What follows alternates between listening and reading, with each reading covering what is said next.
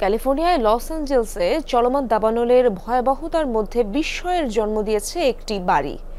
প্যালিসেডের ম্যালিবু এলাকা আশপাশের সব ঘরবাড়ি পুড়ে ছাই হলেও অক্ষত দাঁড়িয়ে রয়েছে ভবনটি। অলৌকিক এই ঘটনায় তোলপাড় সামাজিক যোগাযোগ মাধ্যমে। ধ্বংসস্তূপের মাঝে টিকে থাকা ভবনের ছবি ব্যবহার করে ছড়িয়ে পড়েছে গুজব। বিভিন্ন ধর্মীয় গোষ্ঠী এই ঘটনাকে নিজ নিজ সম্প্রদায়ের মাহাত্ম্য হিসেবে ব্যাখ্যা করছে। মালিক ডেভিড স্টেইনার অবশ্য বলছেন বিশেষ নকশার কারণেই টিকে গেছে বাড়িটি।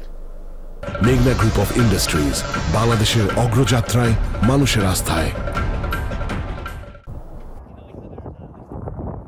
ক্যালিফোর্নিয়ার লস অ্যাঞ্জেলেসে যখন দাবানলে ছারখার চারদিক, তখন আগুনের লেলিহান শিখাকে হার মানিয়ে অলৌকিকভাবে ঠায় দাঁড়িয়ে আছে প্যালিসেডের ম্যালিবু এলাকার একটি বাড়ি।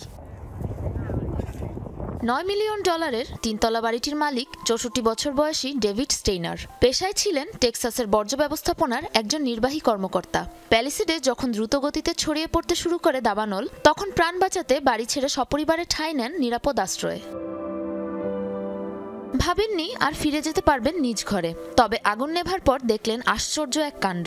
আশপাশের সব বাড়ি পুড়ে ছাই হলেও পুরোপুরি অক্ষত তার বাড়ি। এমনকি বাড়ির দেয়ালেও নেই আগুনের কোনো চিহ্ন, যেন ধ্বংসস্তূপের উপর দাঁড়িয়ে আছে এক বাতিঘর। ম্যালিবুতে দাবানল ছড়ানো শুরু করলে কোনো মতে বাড়ি ছেড়ে বেরিয়ে আসি আমরা।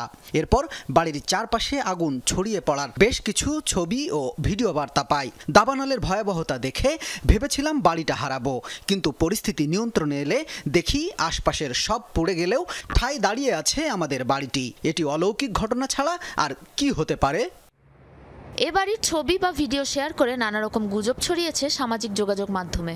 ঘটনার ব্যাখ্যা দিতে গিয়ে মালিক ডেভিড জানান, যে কোনো বড় আঘাত ও ভূমিকম্পের মতো প্রাকৃতিক দুর্যোগ ঠেকাতে বিশেষ নকশায় বানানো হয়েছে বাড়িটি। অগ্নি প্রতিরোধক ছাদের পাশাপাশি নিরেট পাথর ও জোরালো প্রলেপ দিয়ে তৈরি বাড়ির দেয়াল। বড় ধরনের ঘূর্ণিঝড় বা জলোচ্ছ্বাসে ঢেউয়ের চাপ প্রতিরোধে মাটি থেকে কমপক্ষে 50 ফুট গভীরে গর্ত করে বসানো হয়েছে মূল কাঠামো। এমন ঘটনায় খুশিতে আত্মহারা ডেভিড ও তার পরিবার। বাড়িটিকে তারা ডাকছেন লাস্ট হাউস স্ট্যান্ডিং বা ধ্বংসস্তূপের শেষ বাড়ি হিসেবে। সাবরিনা নুসরাত, যমুনা নিউজ।